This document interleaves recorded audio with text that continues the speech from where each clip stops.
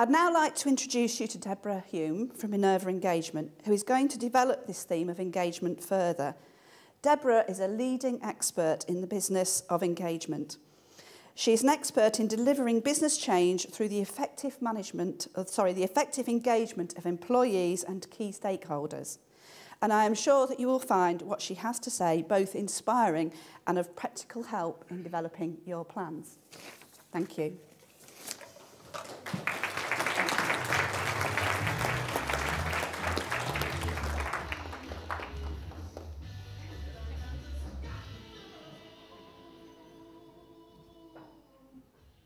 Hello everyone. As Claire said, my name is Deborah Hume, and I work in the area of internal communication and employee engagement. And I'm really pleased actually to have the opportunity to talk to you all today, because as a group of leaders and of managers, you really do hold the power to make a difference and to shape the way business works. I've worked with many different organisations, whether they be big corporates or small startups, and indeed the public sector. And one of the things that I've found as I've gone around my activity is that the leader-manager population really do have an influence, and an influence that actually vibrates out right across the organisations that I work with. Being able to understand the depth of that and the breadth of that has been really important, A, for me, as I've built my capability, learning and understanding, but also for the organisations that I work with and the impact that we can make. It's actually all about impact. It's about our individual impact, and it's about our collective impact. And impact and our personal responsibility, if you like, is not often something that we think about or that we bring to the fore. We tend to shy away from it, particularly in the UK culture, particularly in the British culture. Our American friends are quite happy to step into that space and say, look, I'm fantastic. And our European cousins actually are more likely to do that. But here in the UK, we tend to step back and say, oh, I'm not really that good. Thanks for the compliment, but it wasn't me. It really wasn't me. But actually, it is us. It's all of us. And as managers and leaders, we have a huge impact, not just on our teams, but on all the individuals that work around us. And to bring that to life just a little bit for you, I worked with an organisation about 3 years ago. It was very formal, actually, had a very formal culture. There were ladies in the function, but the majority of men used to come to work with their shirt and their tie. And then they hired a new head of function who was fantastic, really dynamic, very creative, but he didn't wear a shirt and tie. He actually wore his collar open like I've got mine now. And this organisation and the men within this organisation had been wearing shirts and ties buttoned to the top for 8, 9, 10 years. And it was phenomenal because within 3 weeks or thereabouts, 2/3 of the males in that function had ditched the tie and were all coming to work with an open-neck shirt. What was interesting about it was that nobody had actually said anything. There'd been no email from HR. The team leader hadn't got everybody together and had a big discussion about it. He'd just been himself, and everybody had followed the behaviour, if you like, that had been modelled. And understanding that people follow our behaviour, regardless of whether we do it consciously or unconsciously, is actually quite important. It also stretches, funnily enough, to our emotions. One of the things that they've actually found now is that our emotions really do, as John Grint said, who's a leadership academic, they really do travel through organisations like electricity through wires, and they go that fast. So as we sit in this room now, whether you know it or not, all of our brains have actually connected in with each other. So if I stand in front of you in quite a low state, or quite agitated, or quite angry, believe me, you will go to lunch quite agitated or quite angry. You won't necessarily actually attribute it to me, but I will be able to influence you in that way. So our behaviour counts, and our emotions count. They also have a huge importance when we're talking about driving employee engagement. So There are many drivers to employee engagement. I know you know. Claire, you mentioned some of them when you did the introduction. HR process drives employee engagement. Career development drives employee engagement.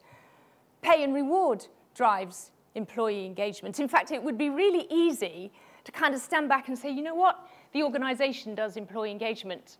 Or to stand to the side and say, actually, the reason why our employee engagement isn't quite so great is because we haven't got the focus, or we haven't got the resource, or we haven't got the budget. But what's fascinating about all of that is that survey after survey after survey says that individuals don't leave their organizations, they leave their leaders, or they leave their managers. Effectively, they leave us. They join organizations based on the brand and the positioning and the reputation, but they leave us.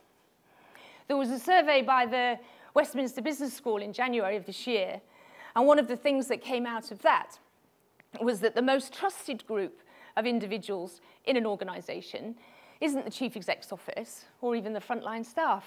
It's the middle managers and the middle leaders. So not only do they leave us, they also trust us more than any other group. So that kind of suggests to me that as a group, we do have a big influence, and we do have a big impact, and we do have a big role to play. And we all know the link between employee engagement and productivity and profitability. I know, again, you've been talking about it this morning. Mark was discussing it with you this morning. And those correlations have been going on for 10, 20, 30 years. We know that it drives productivity. We know that it drives profitability. And we know that it drives customer advocacy. And yet, interestingly, globally, I know your figures here, by the way, are high, and you should really acknowledge yourselves for that. There's always room for improvement, but you do need to acknowledge where you are. Globally, the employee engagement figures are not increasing that much, considering the time, the money, and the resource that's been thrown at it. In the States, I think they spend something like $720 million just on employee engagement activity. But the figures are not increasing that much. We've managed to get to kind of average good, but we can't push up from good to great. So there's still only about a third of employees globally that can actively say they are actively engaged in their work. And I think the UK, against all economic groups, big major economic groups, we're about 6% in engagement less than our peers. So whilst I think we can acknowledge that we have to have HR process right, because we do, we have to make sure that our pay and benefit is as it should be, because we do. The organisational structure is correct, because we do. Maybe there's a different lens that we need to actually look through. And maybe, again, we need to look to ourselves as managers and leaders and think about the role that we can play and what we bring to the party, if you like. The UK government, I can't remember whether it was 2012 or 2013, actually, but they got very interested in employee engagement, and primarily because they understand that it drives productivity, but they also understand that that productivity drives GDP, which, of course, they're massively interested in. So they did a report with John McLeod on employee engagement, and they cited all of the drivers that we've spoken about, but they came up with 4 key ones. Now, they may change over time, but 4 key drivers. So essentially, if you press these 4 levers, you will impact positively employee engagement. And the 4 levers are narrative. So that's all about the ability to talk about the vision, to explain the direction that the organization is going in, to be very clear about what the organization stands for. The second thing was engaging managers. And by that, we don't mean charismatic, by the way. You don't have to stand there and just be, oh, I'm fantastic. It's not about being charismatic.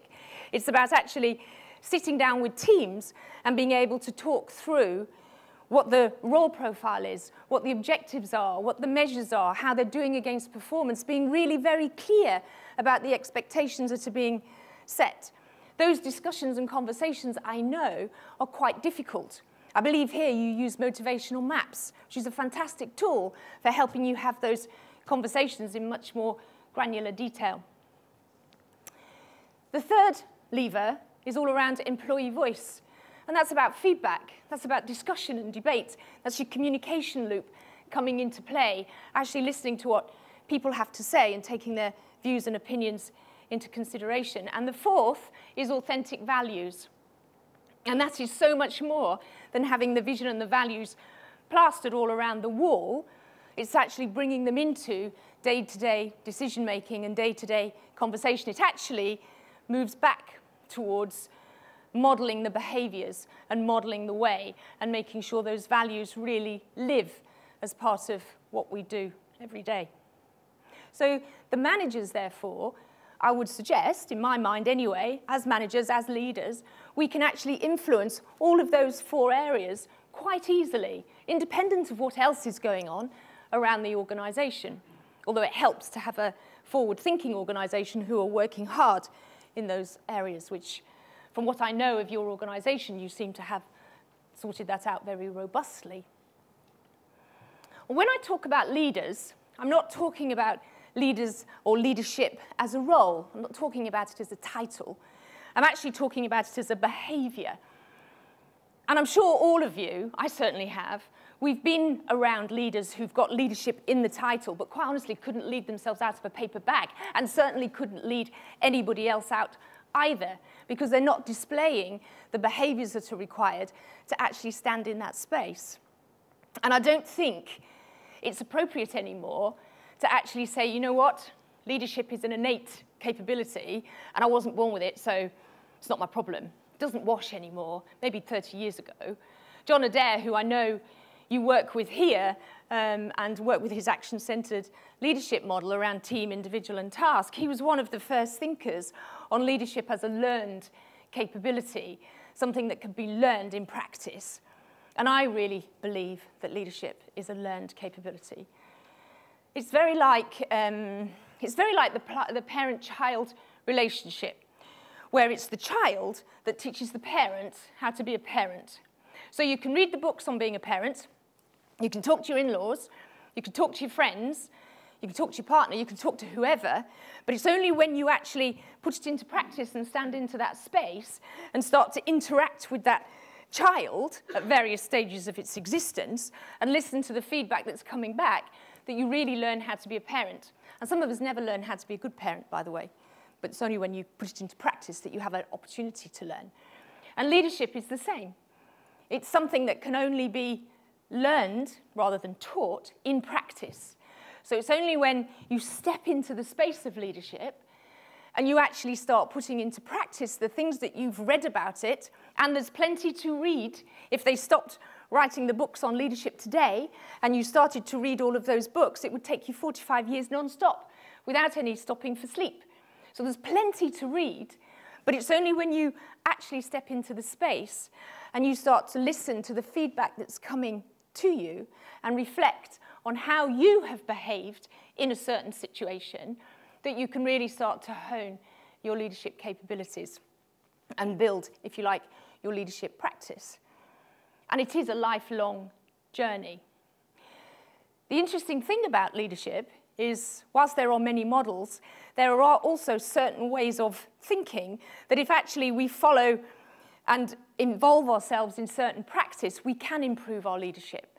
So those actually map quite interestingly back to the employee engagement drivers. So for example, good leaders actually know how to tell a good story. They're very good at sharing the vision.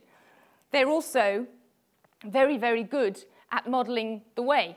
I think I need you to move the slide on, Vic, sorry, thank you. They're also very good at modeling the way, and they're also extremely good at collaboration and listening. All absolutely critical skills when it comes to helping build the leadership capability. So if we can concentrate on those areas, we will almost by default start pressing some of the levers that actually start to drive employee engagement. And it's not easy, it's a really difficult task. So if I look at my own journey, yes, I lead teams now and I do different things, but it's not been easy. I was born and brought up on a farm. So the majority of my conversation for the first 16, 18 years of my life was with animals, cows, pigs, horses, cats, whatever. And also it was a very male-dominated environment, so you had to learn to be quite direct and hold your own. And a spade is a spade. It's not a an extractor for soil. It's a spade, and that's what you call it. So whilst that gave me certain strengths, it also, as I started to lead teams, highlighted certain weaknesses. So for example, I can be quite clear in terms of vision and where I want to go, and I will communicate it to people, but my empathy is practically zero. So what I don't realize is I've left a whole tsunami in my wake. And you know, that's taken quite a lot of coaching, NLP, practice, step out, fail, practice again, do it again, through many, many years to start building that capability. I'm much better at it now. Actually, I think my teams would say I'm okay now. I'll never be brilliant, but I'm okay. But it's a daily reflection and a daily consideration. It just doesn't happen like that. It's something that we all have to work at. So, employee engagement is not easy. There is no golden ticket.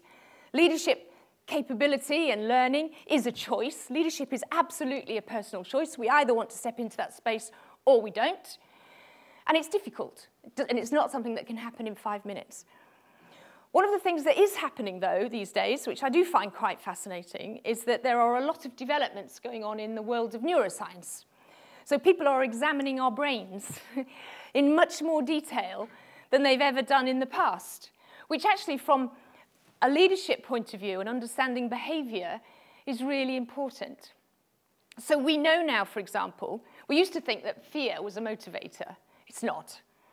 Fear is absolutely not. Fear, absolutely, they have now proved, makes us completely stupid. When we are in a fearful situation, our decision-making capability reduces to practically nothing.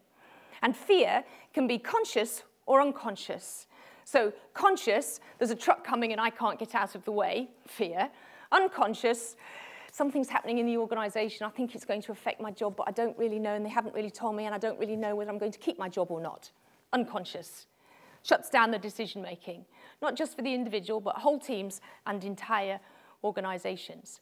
The way that you mitigate that is through your open discussion and debate, the transparency of what's happening and listening to the feedback. The other thing they found about the brain is we can't multitask. And believe me, women can't do it either. It's a fallacy.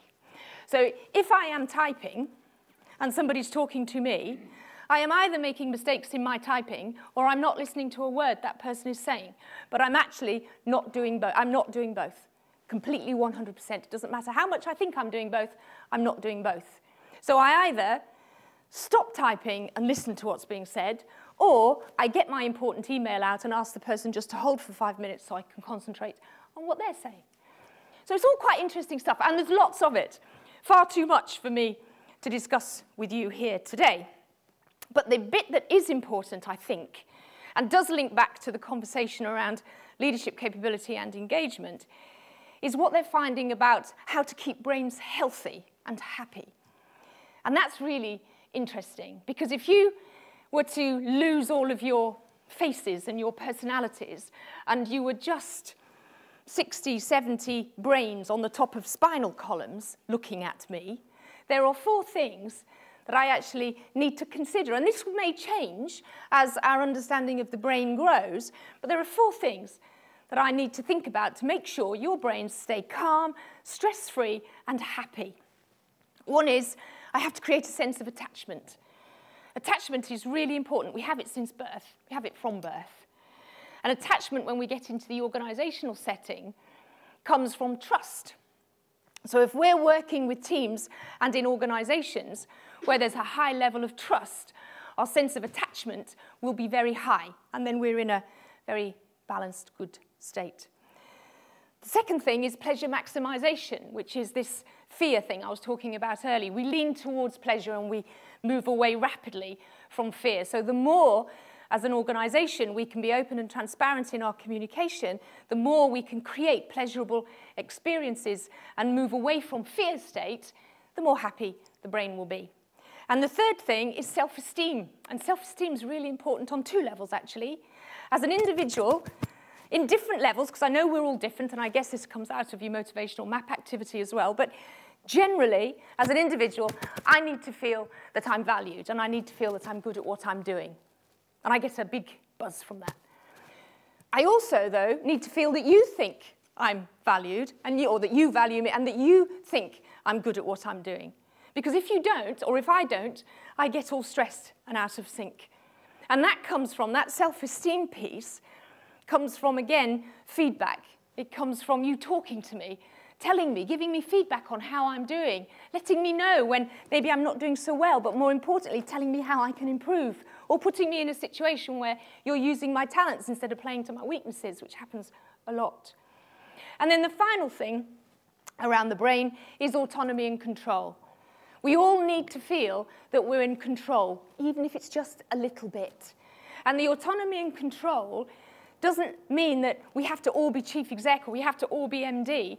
If I'm in a work situation and I need to leave at 5:15, but I'm supposed to leave at 5:30, if I feel that I can clear my desk, sort everything out, and go at 5:15, it gives me an enormous boost in terms of the autonomy and control I have over my existence. So when we're very, very clear with our people and we explain to them what it is the expectation is, and then let them get on with it with the right checks and balances, it gives them a huge sense of autonomy and control.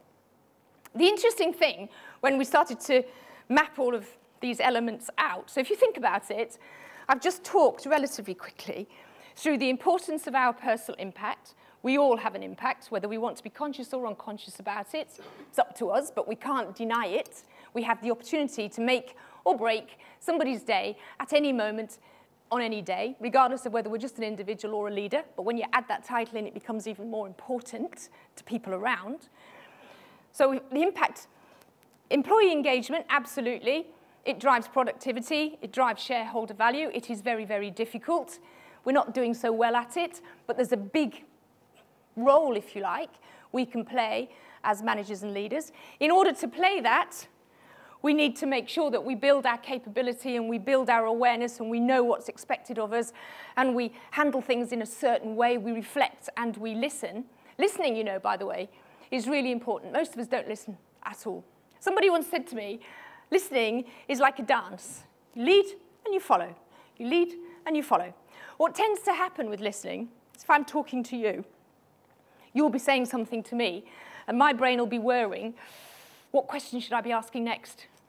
Well, he's just said that, but I don't know. Maybe I need to position it that way, or maybe I just... So I'm too busy thinking about what I need to say next to get my point across, to listen to what you're actually saying to me. Whereas if I completely listened, not just to what you were saying, but to your behavior, to your body, to your emotions, I wouldn't have to worry. My brain's quite...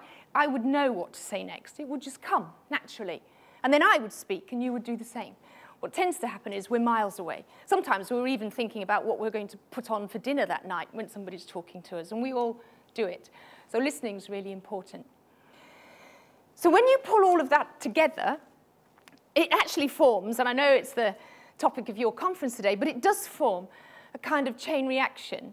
So the brain needs a certain environment in which to function happily and keep it in a healthy state rather than a stress state, which then takes it towards a lot of mental and ill health issues. There's still a lot of research that's coming out of that space, but there's enough now for us to at least work with and appreciate. So the brain needs a certain state. As leaders and managers, we have an absolute opportunity and a responsibility to create those conditions so that our teams and our people can operate to the very best that they can. And actually, if we do that, it will, almost by default, but it will start to press those levers that have been identified as key drivers of engagement. So the whole thing kind of starts to come together and work together. So I suppose the thought that I want to leave you with, and I have done quite a lot of work with quite a lot of organizations, and you know, there are so many things we can do. There's so many apps we can build, brochures that we can write, posters that we can put on the wall. You can spend so much money. But all of it is absolutely useless. You might as well tip it down the toilet. If the managers and the leaders in that organization don't understand it, haven't bought into it, and are not stepping into the space that they can take. Because I love this quote. Your playing small, my playing small, our playing small really doesn't serve the world. When we shy away from who we are and what we hold, we actually disappoint those around us and we let down those around us. It's only by stepping into that space, constantly practicing and constantly doing and being who we are, that we make a huge difference to our teams, to our organizations, to ourselves, and also to all of our friends and all of our family on a much wider level. So I hope you enjoyed that, and that's it from me. Thank you.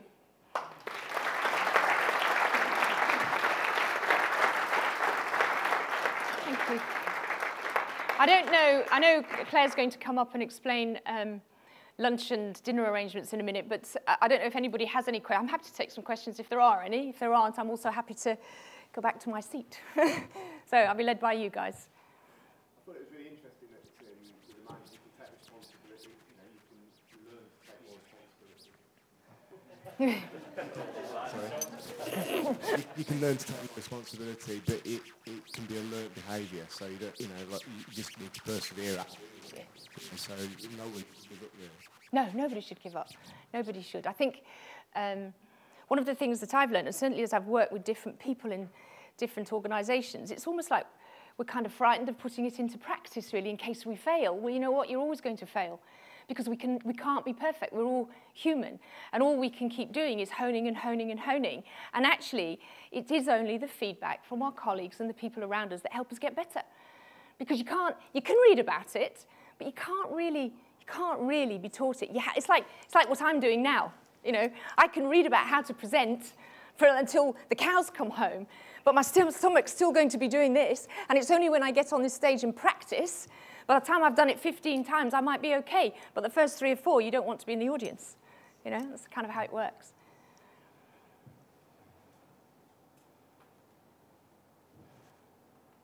Nothing else?